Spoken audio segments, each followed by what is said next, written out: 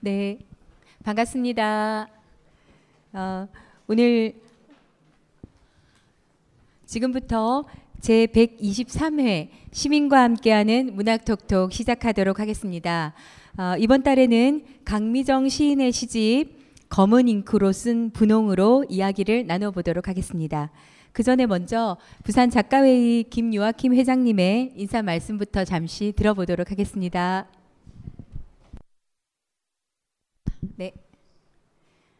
네. 그러면 본격적인 문학톡톡 시작하도록 해보겠습니다. 먼저 앞에 계신 패널분들 소개해 드리겠습니다.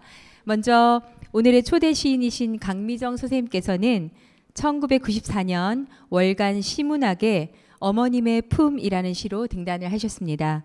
시집으로는 타오르는 생, 물속마을, 상처가 스민다는 것, 그 사이에 대해 생각할 때 등 총 5권을 출간하셨습니다. 무대 중앙에 계신데요. 인사드릴게요. 강미정 선생님이십니다. 네, 반갑습니다. 네, 다음은 오늘 문학톡톡의 시민 대담자로 나오신 분들 소개해 드리도록 하겠습니다.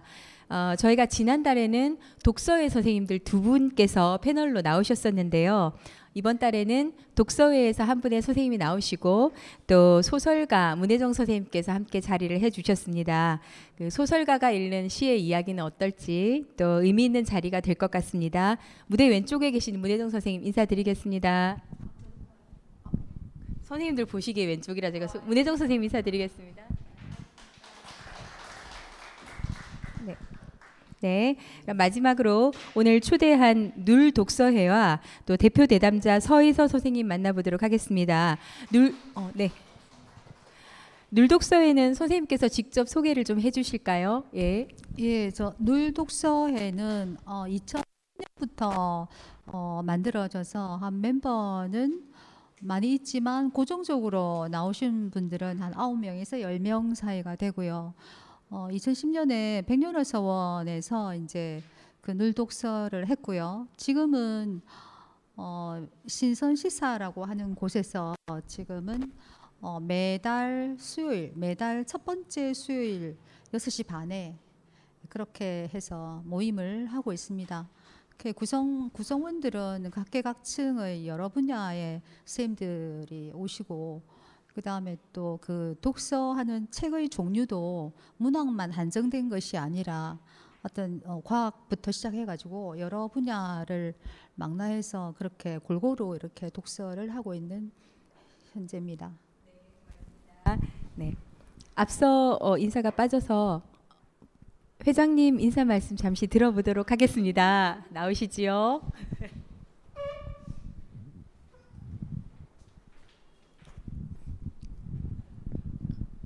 예, 반갑습니다. 부산 작가의 회장 김요아킴입니다. 잠시 나가는 바람에 인사를 못 드렸습니다. 오늘 날씨가 좀 많이 굽고 또 바람도 많이 불고 해가지고 좀 많이 못 오셔가지고 좀 아쉽습니다. 봄은 되었는데 오늘 꽃샘 바람이 불어서 그런지 아무튼 이제 그런 마음이 좀 들고요. 저희들 여기 행사는 이제 벌써 이렇게 문학톡톡이라는 행사로 벌써 123회를 이렇게 이제 맞이합니다. 물론 이제 문학톡톡 말고도 그 전에 부산 작가회의에서 원래 문학 토론회라든지 또는 이제 부산 문학 콘서트 그런 형식으로 이렇게 진행을 해오다가 톡톡이라는 이름으로는 이제 123회가 됩니다. 그래서 부산에서는 이제 유일하게 지금 부산 작가들하고 또 이제 부산 시민 독자들하고 같이 만나는 유일한 이제 행사고요. 또 얼마 전에 또 부산일보에서도 이런 행사에 대해서 소개해주는 또 기사도 이렇게 올려주셨습니다. 감사한 마음이고요. 오늘 좋은 의미 있는 시간이 되었으면 좋겠습니다. 예, 큰 박수 한번 부탁드리겠습니다.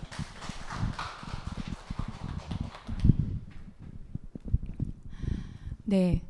그럼 우선 첫 질문은 선생님 제가 먼저 드려보도록 하겠습니다. 예, 저도 이 강미정 선생님 시집을 여러 번 곡진하게 읽기도 했고 또 리뷰를 쓴 적도 있고 해서 애착이 많이 가는 책이기도 합니다.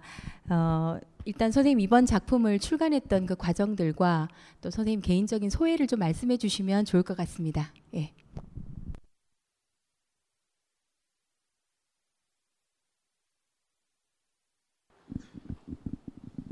제가 기계치입니다. 너무 귀한 시간을 이렇게 이쪽으로 오셔가지고 할애해 주셔서 너무 감사드립니다. 이번 이제 검은 잉크로 쓴 분홍 이 시집은요, 제 개인적인 이야기가 훨씬 더 많이 담겨 있습니다. 왜냐하면 동생이 세상을 떠나고 또 아버지가 2년 뒤에 다시 또 세상을 떠나시고, 아버지가 세상을 떠나시면서 어머니가 이제 또 뇌졸중으로 좀 힘드셨거든요. 근데 아버지가 거의 이제 케어를 하고 계셨는데 떠나시고 나니까 우리 가족들이 이제 자식들이 그것을 어떻게 방법으로 해보다가 또 어머니를 결국은 요양병원으로 이제 모시고, 그러고 난 뒤에 두 사람이 세상을 떠는 데 대한 애도할 시간이 너무 없었어요, 실제로. 애도를 하고 이래야 가슴에 울혈이 없을 건데 애도할 시간이 없다 보니까 이제 어머니를 요양병원에 딱 모시고 나니까 그때부터 막 눈물이 나고 많이 힘들더라고요. 그래가지고 이제 그냥 지금쯤이면 시집 엄마 아버지에 대한 이야기를 다는 못하겠지만 좀 더 다르게 엄마 아버지를 이게 애도를 할 수 있겠구나, 동생을 애도할 수 있는 게 있겠구나 싶어가지고 그것만 모았습니다, 실제로. 그래서 시집이 좀 특색은 없지만 또 쉽고 아주 쉽게 읽히는 그런 시들만 놓았어요. 다른 분들이 아니면 시인이나 이런 분들이 뭐 시적 형상화도 좀 부족한 거 아니냐 이렇게 하시겠지만, 그렇게 모으고 나니까 제 마음속에 들어있던 어떤 울혈, 슬픔 이런 것들이 좀 사그라졌어요.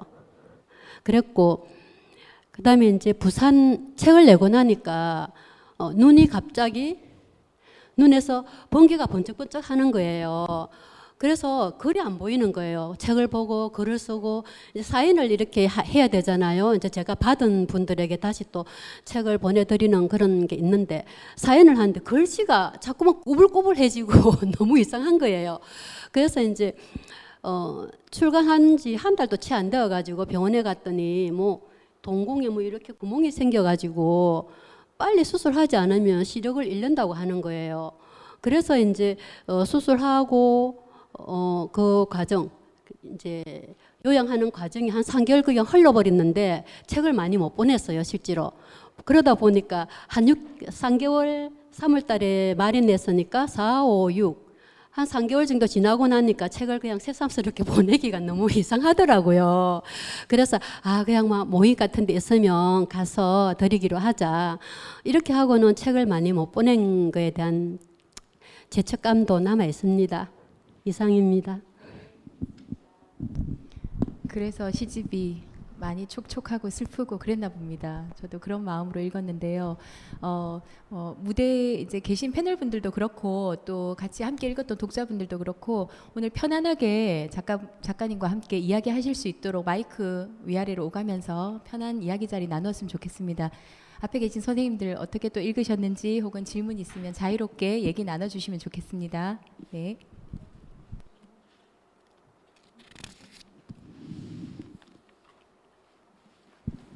네, 저는 이 책을 우선 그 시인님께 작년에 받았었는데 제가 그때 이제 좀 몇 편을 읽고 시를 참 단아하고 솔직하고 단아는 빼고 솔직하고 진솔하게 잘 쓰시는다, 소박하지만 그런 느낌을 받고, 사실은 이 책을 다 정독하지는 못하고 있다가 이제 이런 기회가 되어 운명인가 보다.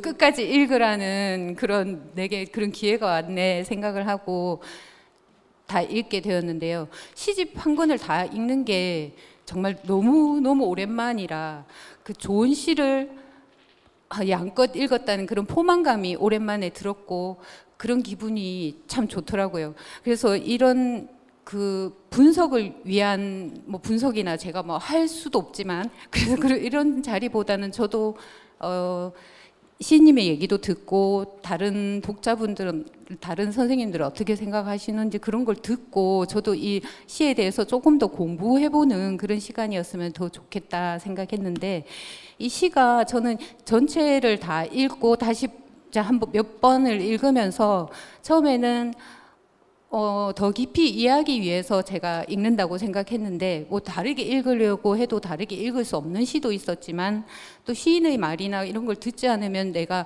정확하게 잘 모르겠다 그러시는 얘기들도 있었고요. 근데 이 선생님 시인께서 방금 말씀하시는 그런 정황들을 들으니 이 책이 이 시 전체적으로 그런 와중에 시인이 꽃잎, 마지막 꽃잎 위에서 죽어간 나비 같은 것들 또 뭐 그냥 죽은 채 버려진 개의 죽음 같은 것들 뭐 그런 것들로 그런 것들이 이렇게 끼어들었지 전체적으로는 하나의 그 과정을 산문처럼 쓴 것 그 안에 굉장히 많은 시적인 그런 시들이 탄생했다 그런 느낌이 듭니다. 다른 분 서희서 선생님 말씀 들어볼게요. 질문 주시면 답드리겠습니다. 제가 할까요? 예. 네, 저도 이 제목이 너무너무 예쁘지 않습니까? 검은 잉크로 쓴 분홍. 그런데 저는 이제 이 제목만 봤을 때 안에 시를 보지 않고 제목만 봤을 때 검은 잉크라고 하면 굉장히 전체적으로 약간 멜랑콜리아라는 그런 느낌을 좀 받았습니다. 뭐냐면 그 멜랑이 검은이란 뜻이잖아요. 그리스어로.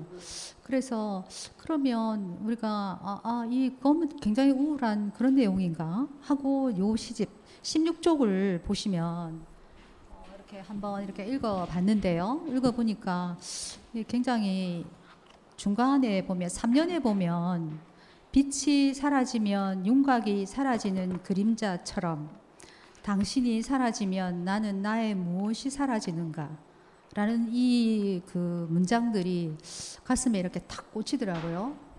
굉장한 사색이 사유가 들어있는 문장이다 이런 생각을 하게 됐습니다.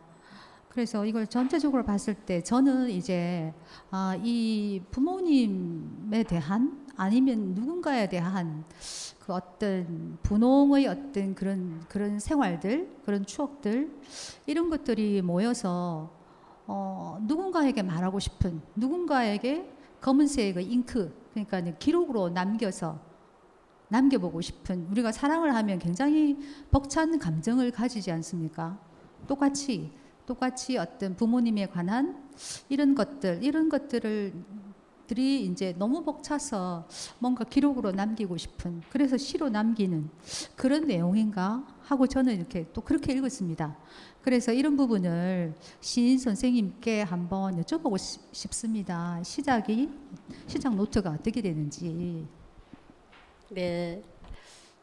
기록을 남기고 싶은 것은 우리 소설가나 시인들이나 다 비슷할 거라고 생각합니다.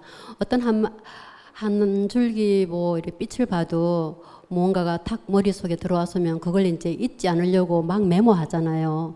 저는 좀 메모를 좀 많이 하는 편이거든요. 그러면 어떤 때는 문장이 되기도 하고 어떤 때는 낱말이 되기도 하고 막 그래요. 그런데 이제 검은 잉크로 쓴 분홍 이 시는 사실은 엄마와 아버지 이야기입니다. 그리고 진짜로 엄마가 어느 날 살짝 사라지신 거예요. 살짝 사라지셔가지고 우리가 아니면 아버지와 같이 막 엄마를 찾으러 다녔어요. 그런데 엄마는 우리 집 옥상에 앉아가지고 저기 해가 지고 있는 것을 쳐다보고 계셨던 거예요. 아무도 몰랐어요. 옥상 난간이 있으니까 앉아있으면 안 보이잖아요. 그래서 못 찾았는데 나중에 이제 옥상 거기에 올라가고 엄마가 해지는 것을 아주 깊게 이렇게 보고 계셨는데 아버지가 엄마를 찾으러 그러면 옥상에 계실라나? 이렇게 하고 싹 갔는데 저는 뒤에 아버지를 따라가면서 보니까 아버지가 옥상에 거기서 바로 안 올라가시는 거예요. 올라가시다 계단을 밟고 가시다가 멈칫 서 계시는데 그게 엄마의 어떤 그 짧은 순간이지만 그것을 엄마의 뭐 혼자만의 그 어떤 시간을, 노을 지는 시간을 방해하고 싶지 않는 아빠의 배려가 거기서 보였습니다. 그러다 보니까 그것을 이제 그 그림을 계속 머릿속에다 두고 섰거든요. 그러다가 그냥 처음에는 뭐 의미를 넣고 어떻게 하고 이렇게 했는데 그렇게 해가지고는 뭐 시가 아니고 사문으로 기다랗게 되더라고요. 그래서 많이 추려내면서 있는 그대로만 써자고 해서 선 것입니다. 큰 의미는 아버지하고 엄마하고 가지고 계시는 그 분홍색, 그 분홍, 그분들의 젊은 분홍 시절, 그것이 그렇게 연세가 계시고 옥상에서 노을을, 그 분홍 노을을 쳐다보고 계시는 그 엄마의 모습을 아버지도 그렇게 또 같이 굽어보시고 하는 이런 모습에서 인생의 분홍이라는 게 그냥 나이가 많고 적고가 아니구나 이런 것들을 느꼈거든요. 그래서 그냥 그렇게 써진 겁니다. 다른 의미, 장치 이런 거 저는 잘 못합니다. 답변이 됐습니까? 그리고 똑같은 그 16쪽의 검은 잎으로 쓴 분홍에서 보면 문장들이 굉장한 좋은 문장들이 참 많이 있습니다. 부피를 가지지 않고도 묵직한 것들은 온다. 굉장히 저는 참 마음에 들었는데요. 그 묵직한 것들은 부피가 없는데도 묵직하다. 그렇죠. 네. 어떤 내가 가지고 있는 어떤 느낌 아니면 어떤 마음 이런 것일 수도 있고 부모님에 대한 어떤 것일 수도 있고 그리고 그 밑에 보면 해가 지고 저녁이 올 때 해가 지고 저녁이 올 때 부피는 없지만 묵직한 것들이 네. 네, 이런 것들이 굉장히 참 좋았고요.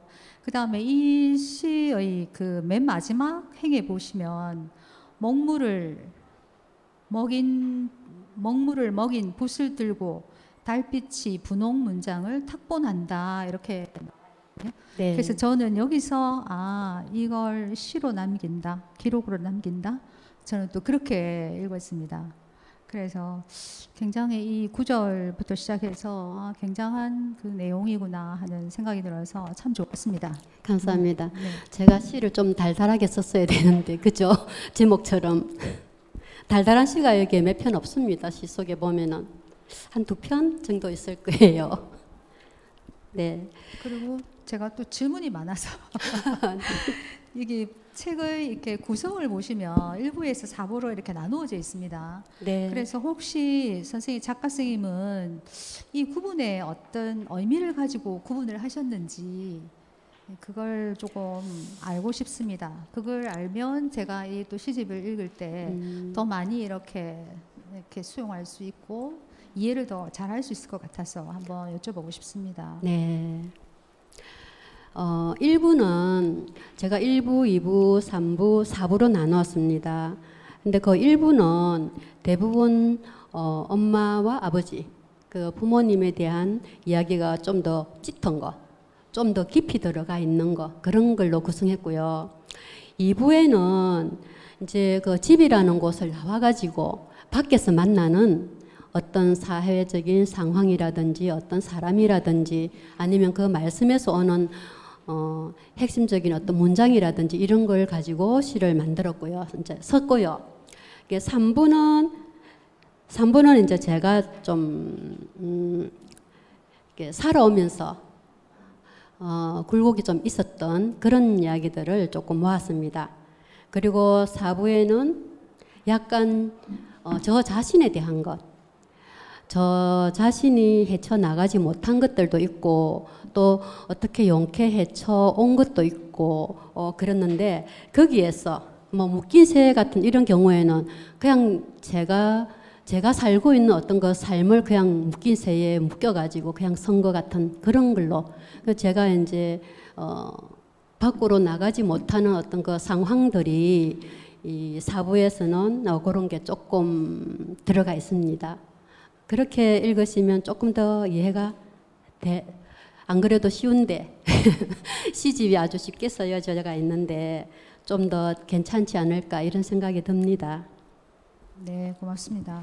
혹시 문생님 네, 저는 전체적으로 어떤 시들에서 방금 말씀하신 이 표제작도 그렇지만 이렇게 어떤 평이한 어떤 것을 묘사하며 바라보다가 아주 먼 곳으로 갔다가 다시 가까운 곳으로 왔다가 또 아주 우주적인 범위로까지 넓혔다가 이렇게 뭔가 유한하고 수축하고 그런 내용들이 참 많았어요. 그것도 그렇지만 저는 둥근 자세, 그 앞에 14페이지 둥근 자세에서 이제 그냥 수평선, 바다가 나오고 수평선이 나오고 그리고 당신과 나가 나오고 그러면서 그 다시 눈썹 달까지 갔다가 세상이 이렇게 둥그러졌을 것이다까지 갔다가 다시 이렇게 당신과 나로 돌아오는 이런 수축과 이런 유한의 그런 느낌이 되게 단어 구절구절마다의 리듬감보다 더 리듬감이 있게 다가와서 그런 것들이 선생님 전체적으로 되게 많이 잘 구상하셨다. 그렇게 구성되어 있는 것들이 저는 참 좋다 생각을 했었고, 근데 저는 둥근 자세에서 이게 읽어보셨겠지만 거의 울고 있다 이 말은 한 10번 이상 나오고 둥글다 이 말도 진짜 10번 이상 나오고, 그래서 아마 이게 오디오라면, 시가 아니고 오디오라면 엉엉 울고 젖어 있지 않을까 뭐 그런 생각을 하면서 왜 이렇게 운다 둥글다 이런 말들을 많이 쓰셨을까 그런 생각을 했고, 그 중간에 세상은 울고 싶은 자세로 몸을 웅크리다가 둥그러졌을 것이다. 이것은 거의 뭐 갈릴레오급의 그런 학원이지 않은가 생각을 하면서, 그러고 보니까 또 그 뒤에 모두 멀리 떨어져야 잘 볼 수 있었다. 저는 그게 왜 수평선이 둥글다고 했을까? 왜 둥근 것이 세상도 이렇게 웅크린 자세로 둥그러졌다고 했을까 했는데, 이 말 때문에 멀리서 보면 그렇지 다 둥글지 그런 생각을 또 하면서 읽었거든요. 근데 시인은 어떤 마음으로 이렇게 구상하셨는지 그게 또 궁금하긴 하더라고요. 네, 그 바다가 저에게는 어떤 위로의 장소였습니다. 거기는 가면 집에서는 울고 뭐 차에서도 울고 울어야 되는 어떤 일들이 있잖아요. 그런데 마음 놓고 울 곳이 별로 없어요, 실제로. 그래서 차를 몰고 어디 멀리 떨어져 가지고 혼자 가서 차 속에서 울어도 누가 지나가면 울음을 그쳐야 되는 이런 상황도 있고 했는데, 너무 속이 답답하고 힘들 때는 바다에 가면 파도가 치면은 제가 아무리 크게 울어도 제 울음소리가 바깥으로 안 나가는 것 같았습니다.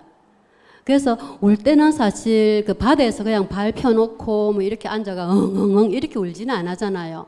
항상 이렇게 좀 웅크리고 무릎을 좀 세우고 저기 멀리 수평선 이렇게 쳐다보다가 그냥 또 자기 감정이 또 격해져 가지고 울고, 그리고 또 눈물이 좀 마르고 나면 또 자기 자신을 한 번 더 갈무리 해보고, 그러다가 또 슬퍼서 또 울고 이렇게 되더라고요. 그런 과정에서 둥근 자세라는 이 시도 나왔는데, 사실은 웅크리고 우는 그 자세도 좀 둥글지만 우리 눈에서 떨어지는 눈물도 둥글잖아요.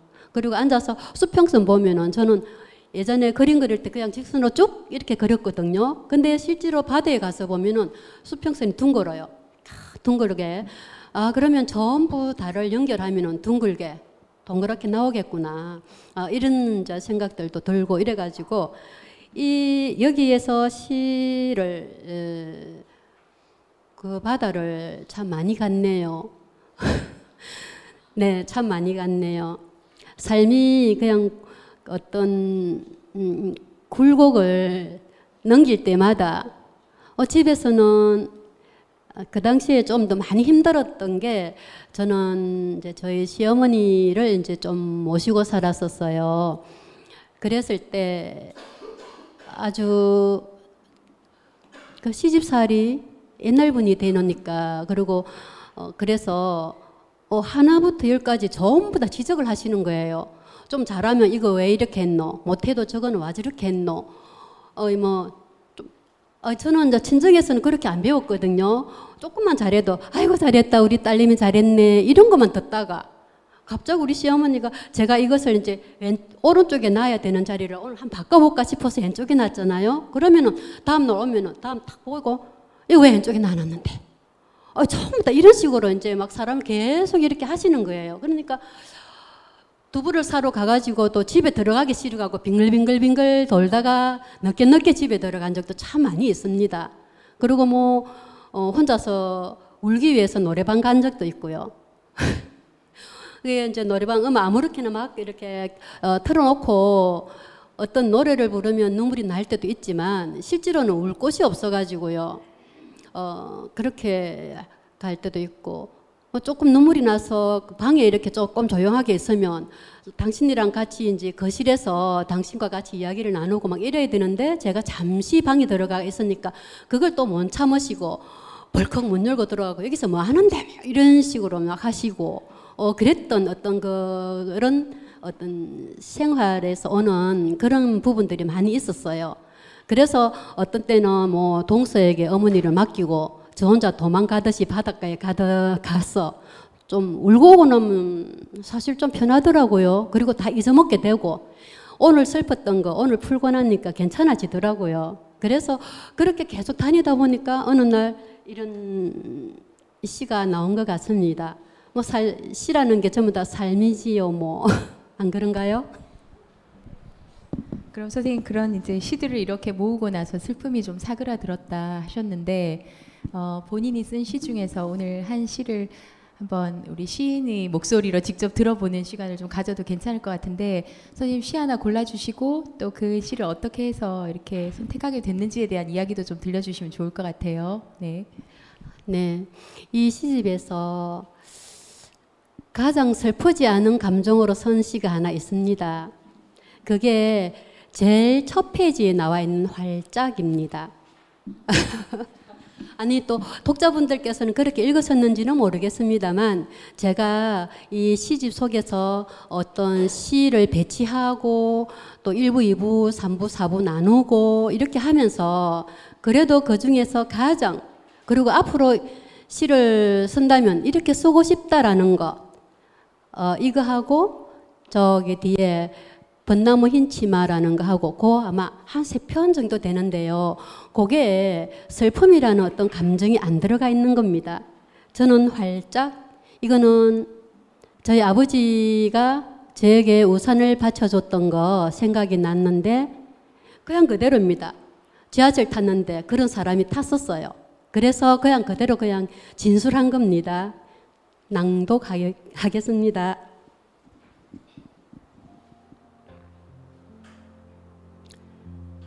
활짝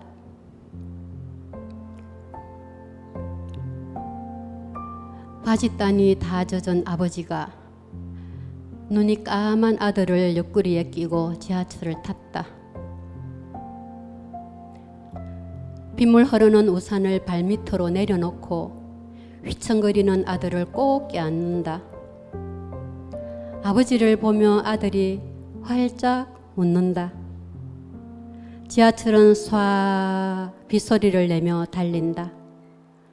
우산이 없는 사람들이 비를 생각하는 것처럼 고개를 숙이고 바닥에 골똘해져 있을 때 아버지가 내려놓았던 우산이 활짝 펴졌다. 지하철 입하 속에서도 자동으로 비를 막아주고 있는 아버지의 우산. 잔잔한 파도처럼 사람들이 웃고 아버지는 겸연쩍은 미소를 지으며 우산을 접는다. 튼튼한 아버지는 우산처럼 우리를 보호해 주십니다. 라고 썼던 어떤 날의 따뜻한 저녁 밥상 속으로 내 마음이 달려가서 활짝 펴진다. 비는 피하지 않고 뚫고 가는 것이라고 우산 속에서 서로 어깨를 겹고 아들 쪽으로 더 깊이 우산을 씌워주는 한쪽 어깨가 다 젖은 아버지의 활짝 웃는 얼굴이 보인다. 감사합니다.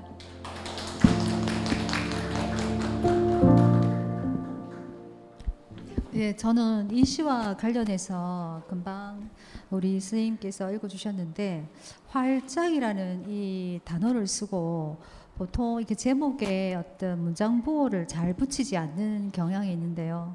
근데 여기에 이제 문장 부호 중에 쉼표를 찍으셨더라고요. 그래서 이거는 잘못 교정 본 게 아니라 분명히 이 작가 선생님의 의도가 있을 것이다. 그래서 한번 여쭤봐야겠다 하는 그런 생각을 가졌습니다. 어떻게 말씀 좀 해주실까요? 그렇죠. 여기서는 사실 의도를 넣습니다. 그냥 만약에 제목이 활짝 하고 뒤에 쉼표를 안 넣었더라면 또 어떤 상상이 벌어질까요? 저는 활짝하고 쉼표를 넣었거든요. 그러면 이 활짝하고 제가 아버지가 활짝 아들이 아빠를 쳐다보고 있으면서 활짝 웃는 그 모습이 좀 더 여운이 남게 하기 위해서 정말 이뻤어요. 아버지를 쳐다보고 방글방글 웃으면서 살짝 이렇게 펴는데 그냥 까르르 웃는 게 아니잖아요. 그냥 아빠 봐 지그시 웃으면서 활짝 이렇게 웃는데 그 모습을 오래도록 좀 더 이렇게 보관한다 해야 됩니까? 마음속으로 아니면 머릿속으로 그러한 의도도 같이 들어가 있습니다. 그래서 제가 시 속에 보통 이제 이렇게 쉼표를 좀 많이 쓰는 편이에요. 그 대신에 마침표를 안 쓰는 사람입니다. 제가 그러다 보니까 의도는 있습니다. 뒤를 연결해주는 뭔가가 계속 생기기를 원하는 마침표가 없는 것도 마찬가지입니다. 계속 뭔가 우리가 삶이라는 게 하나 1 끝내고 2 끝내고 이렇게 해서 순탄하게 막 넘어가는 게 사실 없더라고요. 제가 살아보니까. 다른 분들은 다 좀 더 좋은 환경 속에서 잘 사셨는지 모르지만 한 개를 끝내고 한 개를 시작하고 또 한 개를 끝내고 이렇게 하는데 저는 그게 잘 안 되더라고요. 오면은 무더기로 한몫에 오든지 그 중에서 한 개를 겨우 선택하게 만든다든지 인생에서 그리고 어느 날 그것을 이제 잡으려고 하면 이미 다 지나갔거나 아니면 제가 다시 속된 말로 맨 땅에 박치기를 해야 된다든지 이런 부분들이 막 생기더라고요. 삶에서. 그래서 그게 그래서 삶이라는 게 마침이 없구나 끝냄이 없구나 시간이라는 게 나를 위해서 기다려주는 게 없구나 이런 것들을 좀 느끼게 되었죠.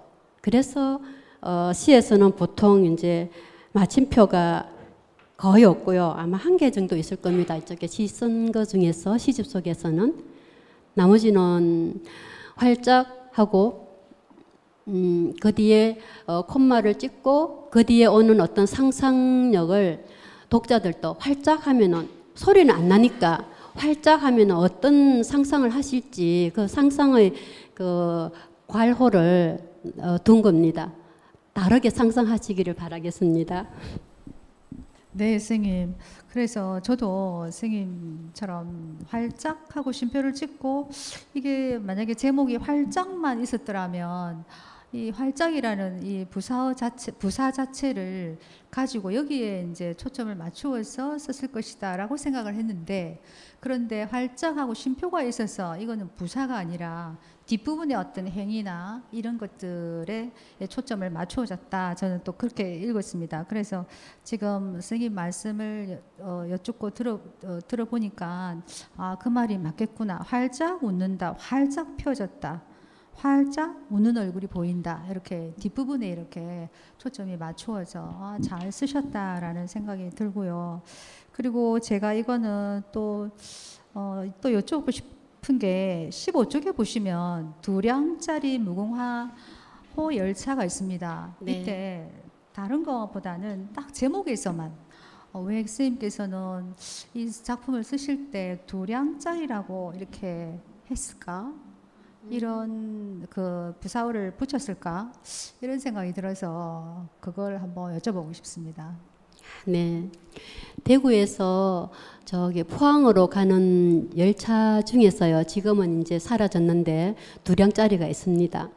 그 이제 그게 4량짜리도 있고 2량짜리도 있는데 2량짜리가 좀 더 많아요. 그리고 좀 더 많이 이렇게 움직여요. 포항, 그당 지금은 KTX 포항 뭐 이랬어 가지고 KTX 열차가 사람을 막 이렇게 데리고 가는데, 포항에는 대구에서 포항 오는 사람들이 좀 많은데 그러한 열차를 안 되었는지 모르지만 하여튼 2량짜리가 되게 많아요. 그래서 저희 집에서 이렇게 보면은, 집에서는 아니고 조금 이제 들판으로 나오면 이 2량짜리 열차가 틈틈이 지나가요. 그래서 그냥 그대로 가져온 겁니다. 그것은. 예, 2량짜리 열차가 있습니다. 제목이 참 좋았습니다. 인상적이었습니다. 그래서 한번 여쭤봤고요. 그다음에 또 문수님 혹시 없으시면 선생님도 질문해 주세요. 예, 저는 이 시를 읽으면서 중간중간에 계속 등장하는 당신이라고 지칭되는 대상이 있는데요.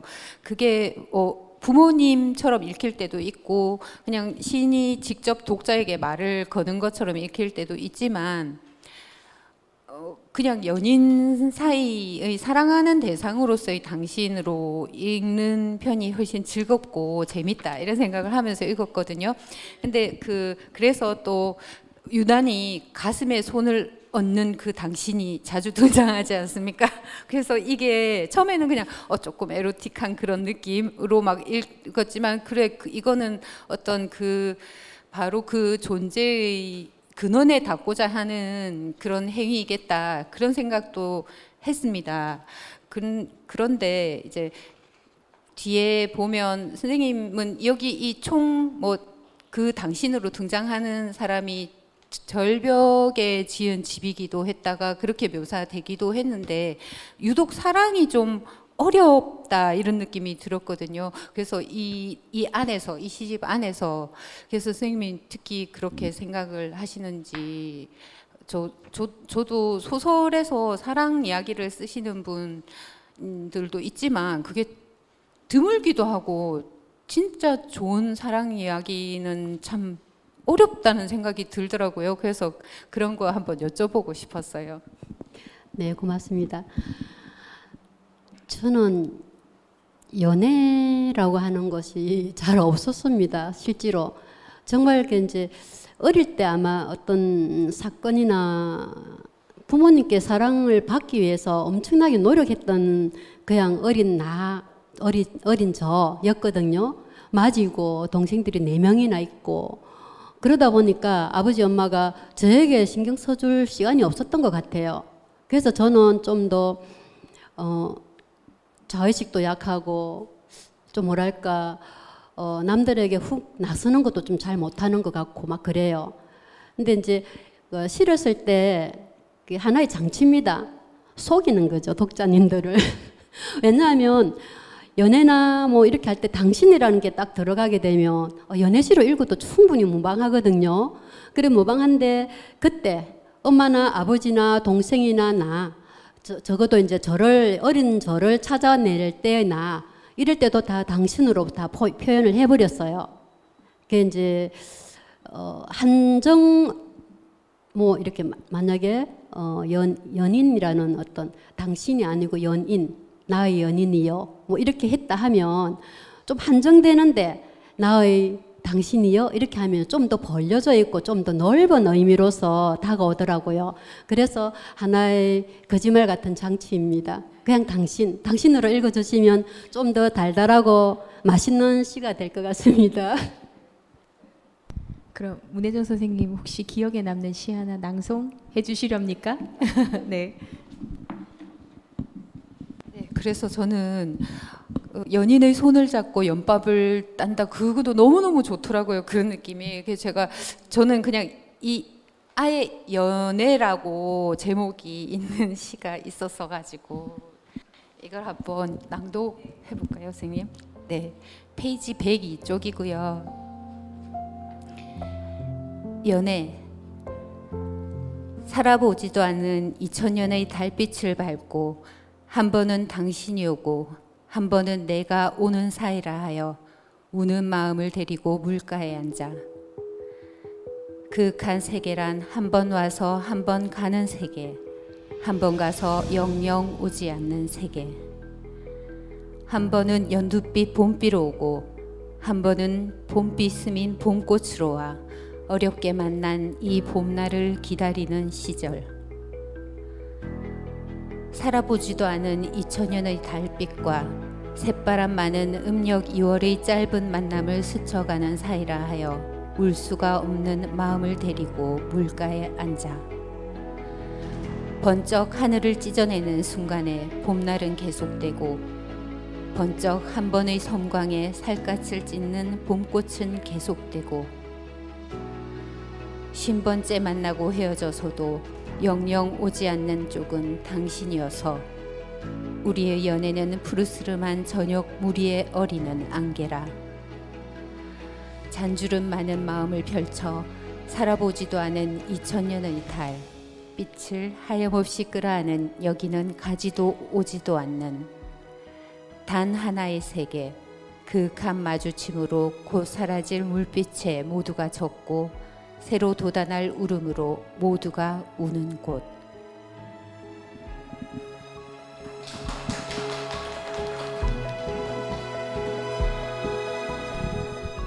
제가 입모양을 봤는데 좋다 이런 분 계셨어요. 네, 너무 좋습니다. 그 눌독서회 선생님들 같이 얘기 나누시면서 또 궁금했던 점들 서희선 선생님 직접 또 말씀 나누셔도 좋고 혹시 관객석에 계시면 객석에 계신 분께 또 마이크를 좀 넘겨도 좋을 것 같거든요. 혹시 또 있으시면 한번 말씀 나눠볼까요?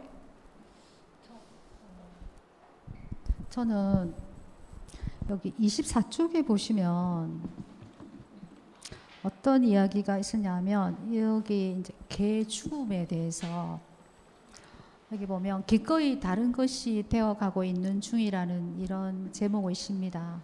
그런데 여기 앞에 보면 전봇대 곁에 누군가 죽은 개를 버리고 갔다. 죽은 개는 눈을 뜨고 있었다.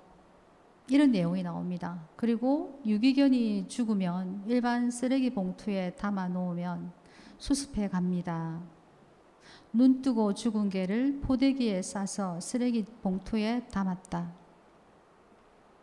이런 내용이 나오고 그 다음에 이제 25쪽에 보시면 나도 남에게 던져보지 못한 돌멩이였고 그리고 걷다가 오래 발을 멈춘 민들레 노란 향기였고 그러니까 나도 개의 어떤 그 주검 시체처럼 돌멩이였고 민들레의 노란 향기였고 그리고 마지막에는 이제 이런 구절을 볼 수 있는데요.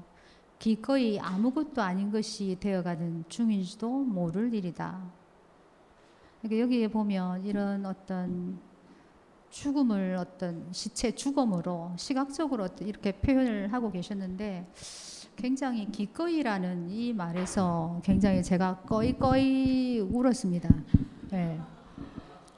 굉장히 이 말이 우리가 한 번씩 아침에 일찍 출근을 할 때 보면 개나 고양이가 이렇게 도로에서 그 로드킬을 당한 경우가 있습니다. 그래서 그런 경우를 보고 어떻게 할 수 없어서 당황해서 여기저기 막 전화를 합니다.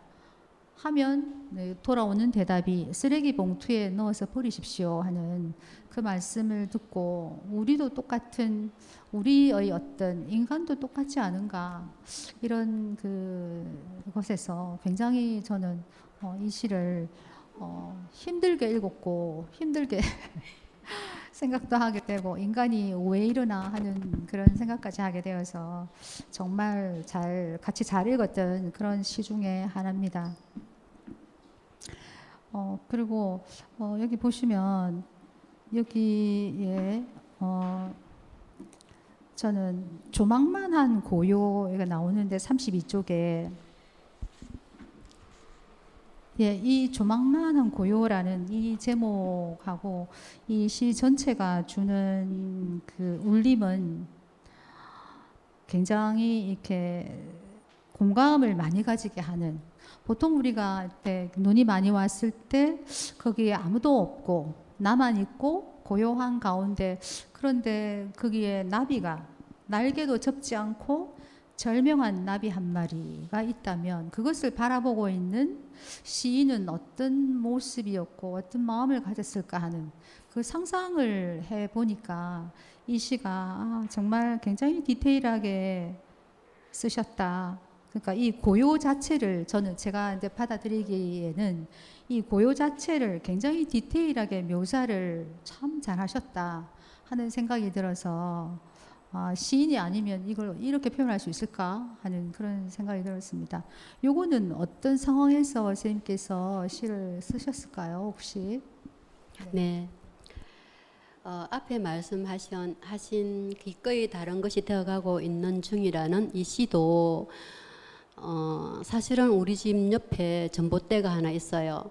근데 거기에 쓰레기 봉투 같은 거 그냥 틱 이렇게 쓰레기 전봇대에 그냥 그 기대 놓고 가는 게 많은데 하필이면 그날 개가 거기 있는 거예요. 저는 살아있는 개가 그걸 뭐 쓰레기를 뒤지고 있는 줄 알았어요. 쓰레기통 거기.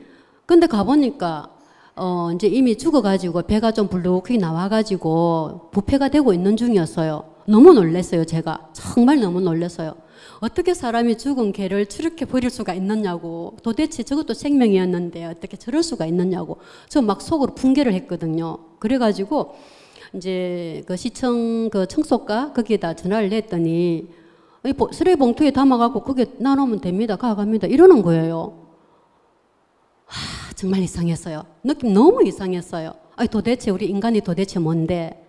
저것도 생명이었는데 우리도 나중에는 결국은 뭐 우아하게 살든 화려하게 살든 이렇게 하더라도 죽으면 저 개와 뭐가 다를까? 로드킬 당하는 그런 짐승들도 보면 사실 우리도 가다가 틱 받치면 짐승들처럼 그렇게 죽음을 맞이할 수도 있잖아요. 도대체 우리는 뭘까? 이게 생명이란 도대체 뭘까? 인간이라는 게 대체 뭘까? 이런 생각을 하면서 적었던 시고요. 그 다음에 이제 조망만한 고요는 우리 집에는 눈이 잘 안 와요. 우리 동네는. 경주는 눈이 좀 잘 안 옵니다. 그런데 이제 어느 날 눈이 와가지고 화단에 이제 화단이라고 하기는 그렇지만 화단 모서리가 이렇게 있으면 이렇게 이제 조그만 턱을 해놓잖아요. 그 턱 밑에 그 여기에 모서리면 요거 밑에 이제 눈이 녹는데 제일 마지막까지 거기 있는 거예요. 그래서 저기는 눈이 좀 잘 안 녹았네 하고는 이렇게 보니까 거기 늦게 핀 민들레가 노랗게 되어 있는데 그 노랗게 되어 있는 노랗게 피어 있는 민들레 위에 나비가 정말 그렇게가 절명해가 있는 거예요. 얼마나 추웠겠습니까? 근데 그걸 보는 순간에 또 제가 마음이 막 아팠습니다. 제가 자연을 보고 막 마음이 아파하고 하는 그런 여린 사람은 사실은 좀 아닌데 제가 이제 관찰하다 보니까 관찰하고 살펴보고 이렇게 하다 보니까 그렇게 되어 있는 거예요. 그래서 저 눈 내려가지고 저렇게 푹 파묻혀 있을 동안에는 정말 참 고요하게 잘 지냈겠구나 이런 생각도 들고 그 다음에 그게 너무 작았어. 정말 아기 조목만 해요. 너무 작아서 그 모서리가 눈이 이제 녹고 있는 그 자체가 다 녹았는데 걔만 조망만하게 하얗게 되어 있는데 거기에서 발견한 어떤 그런 거였는데요. 그걸 보면서 그냥 이렇게 훅 시가 나온 겁니다. 저는 이제 보통 경험을 좀 많이 쓰는 편이에요. 경험하지 않은 거는 이상하게 거짓말 같아요, 자꾸만. 그리고 책상 앞에 앉아가지고 막 글을 못 만들어요. 실제로 잘 못 만들어요. 지금도 이렇게 머릿속에 뭔가를 한 가지 문장이 하나 있었다 하면 그 문장을 머릿속으로 몇 번씩 이렇게 돌려봅니다. 이렇게 돌려보고 이렇게도 해보고 저렇게도 해보고 이 문장이 정말 예쁜 문장이 맞나 시적으로 괜찮나 이런 걸 하면서 이렇게 하다가 그게 그 하나만 가지고는 절대로 시가 안 되는데 어느 순간 부싯돌처럼 뭔가가 탁 정말 다른 건데도 탁 뭐가 와요. 그럴 때 A하고 B하고 문장 하나 하고 제가 오늘 보았던 어떤 상황이나 뭐 이런 거하고 탁 부딪혔을 때 그냥 시가 줄줄줄 나와 버리더라고요. 그래서 조금 어렵지만 좀 그렇게 쓰는 편이고, 그래서 좀 많이 못 쓰는 편입니다. 다른 분들처럼 어디 놀러 가면은 그게 아름다워서 막 거기 여수에 가서 놀면은 여수에 대한 시가 후루룩 나오고, 저는 그렇게가 안 돼요. 정말 부러운 건데 다른 분들 하는 거 보면 너무 부럽거든요. 근데 저는 그게 안 돼요. 거기에서 여수에서 만약에 여수에서 보고 머릿속에 저 참 예쁘다, 뭔가 멋지다, 뭔가를 머릿속에 넣었어요. 넣었는데 집에 와가지고 그걸 쓰려고 하면 안 써져요. 근데 그게 어느 날 그게 경주에 있는 뭔가 하고 같이 이렇게 저거 둘이 접목을 해서 탁 부딪히면 맞다, 여기도 있었고 여기도 있었네, 그러면서 뭔가 훅 시가 나오더라고요. 그래서 이제 좀 어렵게 쓰는 편이고 그래요. 근데 시라는 게 좀 그렇지 않나요? 선생님들도 시를 다 쓰시고 하시는데 좀 그렇지 않나요? 저만 그런가요? 그래서 저는 이제 뭐 경험을 좀 더 한 80%? 60%에서 한 80%의 경험, 100%의 경험에서 오는 그리고 시에서 이제 그 경험에서 오는 거에서 의미를 좀 더 추구하고 이미지를 좀 추구하는 편으로 이제 시를 그냥 쓰게 되더라고요. 그렇게 배웠어. 누군가에게 가르침을 받고 하지는 못했습니다. 저는 제가 제일 부러운 게 어느 선생님 문하에 배우는 거 정말 부러웠거든요. 저 한 번도 그렇게 해본 적이 없어요. 그래서 저의 서성은 모든 시인, 모든 소설가, 모든 사회생활 하는 사람들, 이런 분들이 전부 다 저의 서성이 되었습니다. 그리고 이제 뭐 지나가다가 할머니들 막 앉아서 막 하투 치고 막 앉아 있잖아요. 그럼 저도 그냥 씩 가고 앉습니다. 이렇게 가고 이렇게 보고 할머니 저기 초단인데 왜 왜 안 하세요? 뭐 이렇게 이제 하다가 하면 또 어른들이라서 진다 싶은 사람은 막 화를 내요. 이기는 사람은 아이고 맞네, 그게 있었네 하고 막 얼른 따먹는데, 아니면 이제 모르고 가만히 입 다물고 있었던 그분은 아이고 가르쳐 주는 바람에 내가 졌다 뭐 이렇게 이야기 하시거든요. 그런 분들의 이야기를 그냥 설명없이 가서 듣고 옵니다. 그게 또 시가 되더라고요. 저절로 훌쭉 이렇게 다녀오고, 시장에 가서 이야기할 때도 그렇게 시장에 가서 좀 깎아주세요, 뭐 이제 할인해 주세요가 안 하죠. 좀 깎아주세요, 한 개 더 주세요, 막 이렇게 일부러 이제 사람들에게, 그 파는 사람에게 말을 한 번 더 붙입니다. 그 좀 이 아줌마 정말 이상한 아줌마야 이렇게 하면서 물건을 팔 수 있도록 제가 좀 억지를 부리고 막 그렇게 해요.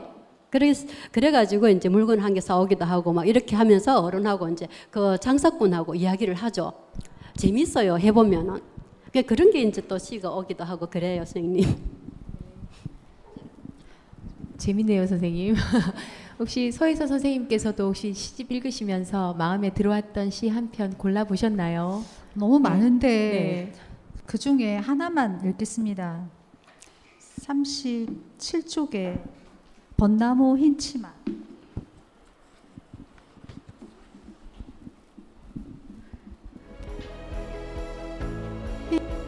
머리에 인 벚나무 그늘 속 할머니 네 분이 택시를 잡는다.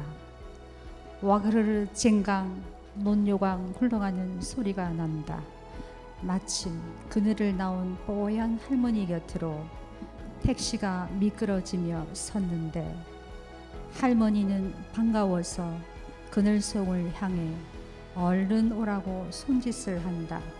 와그르르 쟁강 논요강 굴러가는 소리 난다. 벚나무 그늘에 화장지 깔고 앉았다가 일제히 일어서는 할머니들을 보자 택시는 보앙 쏜살같이 내빼고 화장지 들고 맨살의 햇빛 쪽으로 허둥지둥 나왔던 할머니들 오얗고 또 내뺐네 뽀얗게 웃는다.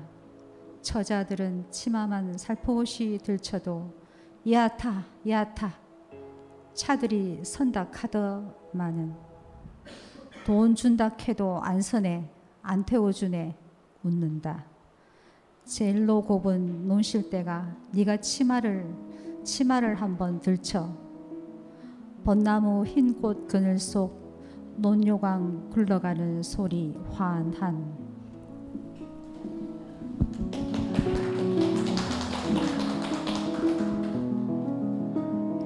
여기도 쉼표가 나옵니다. 네. 여기서는 아까 그 쉼표하고 다릅니다. 네, 그런 것 같더라고요. 저 이거 보면서 저 할머니들은 굉장히 왁자하고 재미있게 보이는데 저도 이 시집 전체를 읽었을 때 맨 앞에 활짝하고 요 두 개만 약간 명랑한 그런 느낌이 들어서 이걸 읽었는데, 그런데 이 시는 명랑한 것 같지만 굉장히 어떤 저에게는 이런 마음이 있었습니다. 할머니들은 왁자하고 재미있게 보이는데 우리 엄마는 하는 그런 느낌을 저는 여기서 좀 받았습니다. 이 시도 하나의 상황을 제가 눈으로 찍은 거죠. 딱 눈으로 찍었는데 하필이면 그때 이 할머니들이 들어왔는데 와그르르 쟁강 논요강 굴러가는 소리가 난다. 이거는 할머니들이 시끄러운 소리 있잖아요. 야 어서 와라, 택시 왔다, 빨리 와라, 빨리 와라, 어서 와라, 막 이렇게 시끄럽게 하는 소리. 그 소리를 그렇게 와그르르 쟁강 논요강 굴러가는 소리가 난다로 함축해 버렸습니다. 그렇게 하면서 이제 했는데 이것도 좀 한 10년 전입니까? 그때쯤에 왜 건강식품이나 건강 보조기 이런 거 파는데 할머니들 모시고 와가지고 설탕도 주고 밀가루도 주고 이러면서 막 할머니들 와가지고 건강 보조 의료기기 거기에 누워 있다가 오기도 하고 이렇게 하잖아요. 근데 우리 동네에서도 그렇게 했습니다. 해가지고 할머니들이 손에 화장지도 들고 설탕도 들고 해가지고 이제 집에 와야 되는데 택시를 타야 되는데 할머니들이 이제 우르르 써가 있으니까 택시가 안 태워준단 말이에요. 그래서 이제 머리를 써갖고 할머니들이 이제 야 내가 택시 잡을 테니까 너가 여기 있다가 온나 가면 온나 이렇게 이제 얘기하면서 이제 택시를 잡은 거예요. 근데 택시 기사 입장에서는 보면은 할머니 한 분이더만 갑자기 그 안에서 화장지를 들고 4명 5명이 후루룩 나왔단 말이에요. 얼마나 택시 기사님도 놀랬겠습니까? 실제로 보면 그냥 가버리더라고요. 여기서는 이제 좀 더 사회적인 부분도 조금 들어가 있습니다. 왜냐하면 예전에 왜 좋은 차를 가지고 어디에 이렇게 가면 야 타 가면 탁 타고 이런 그런 게 있었지 않습니까? 그런 것까지 이제 연결해서 제가 이제 시를 그래 야 타 해가지고도 잘만 태워주던데 우리 할머니들은 택시 하나 못 세워가지고 저러시는구나 이런 것까지 막 다 이제 포함해가지고 그냥 이것도 머릿속에 넣어놨다가 어느 날 훅 이렇게 나왔습니다. 그 벚꽃 어제 이렇게 다 져버렸습니다. 네. 잘 들었습니다, 선생님. 자, 벌써 어느덧 시간이 마무리할 시간이 되었습니다. 혹시 객석에 계신 선생님들께서 강미정 시인에게 궁금한 내용이나 시와 관련된 내용도 좋고요. 시인에게 관련된 궁금증도 괜찮으니까 혹시 질문하실 분 있으면 네, 마이크를 좀.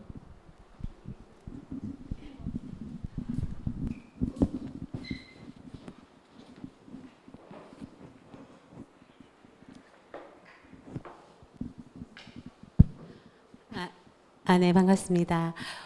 저는 사실 강미정 시인의 시를 굉장히 좋아합니다.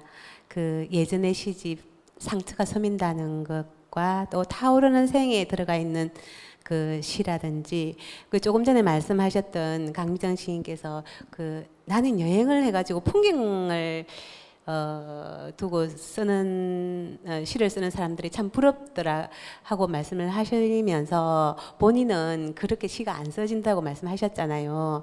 근데 그 대구에 계신 문인수 시인님이 하신 말씀 중에 풍경은 시가 되지 않는다라고 하신 게 있거든요.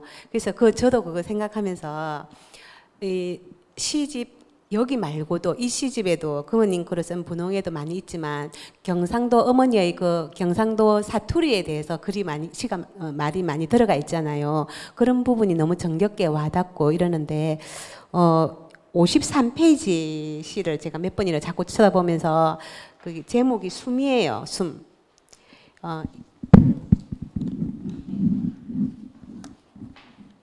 숨이라는 이 시의 마지막에 이제 이게 이 구멍에 대해서도 막 적어놓고 이랬잖아요. 이렇게 들어가 있는데 마지막에 아버지 말씀 연두빛 버들가지 속 구멍을 틔우고 버들피리를 불고 싶은 봄날은 숨을 숨에 바치기도 한다라고 돼가 있는데 이게 숨이 중의적인 표현으로 어떻게 쓰여지는 건지 그걸 한번 여쭙고 그렇죠. 싶습니다. 예. 네. 아까 풍경은 시가 되지 않는다 해서 저 위로받았습니다. 왜냐하면 저는 진짜 풍경 보고 너무너무 아름답다 하는데도 시가 안 되거든요. 그래서 위로받았고 여기에 숨이라는 거는 우리가 숨 쉬는 숨으로도 되고요.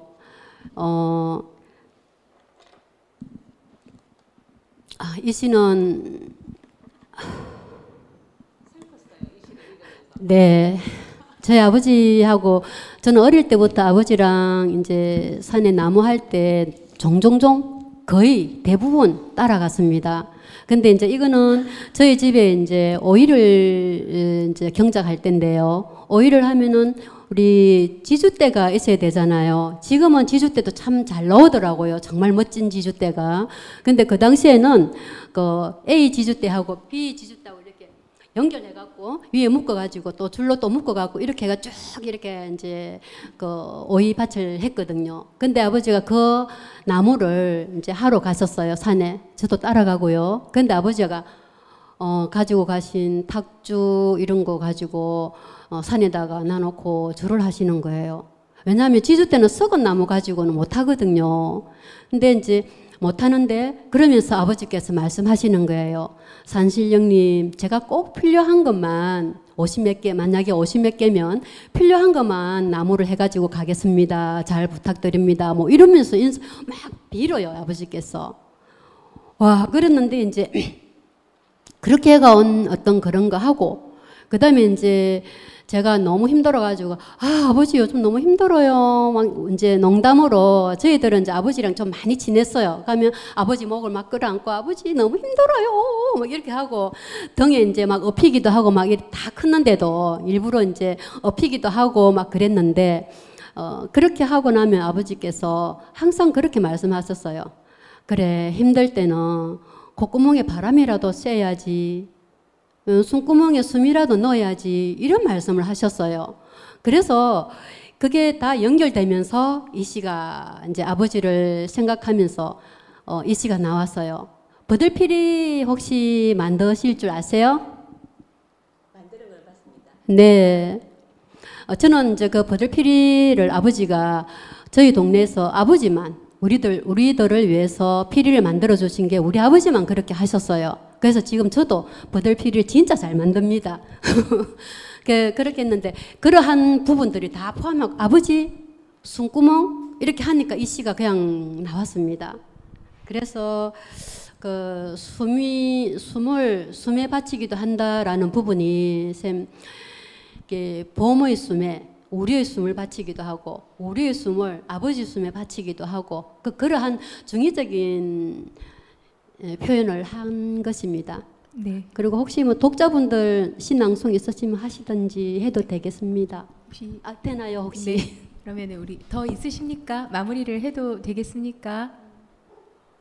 네, 더 없으신가 봅니다. 그러면 사실 네, 저도 그 왜 아픔보다 더 넓은 공간이 없다고 그런 말을 참 좋아하는데 선생님께서 이 시를 쓰셨던 그 시간들이 얼마나 치열한 자기 치유의 시간이었을까 그런 생각을 많이 했었어요. 처음에 시집 받았을 때 말랑말랑한 분홍의 이야기들만 있는 줄 알았는데 저는 좀 많이 마음이 좀 짠했었습니다. 그래서 두고두고 또 이렇게 선생님 이야기를 또 함께 생각하면서 또 읽어볼 수 있도록 하겠습니다. 세 분 오늘 수고 너무 많으셨고 그럼 이상으로 제 123회 시민과 함께하는 문학톡톡 마무리하도록 하겠습니다. 감사합니다. 감사합니다.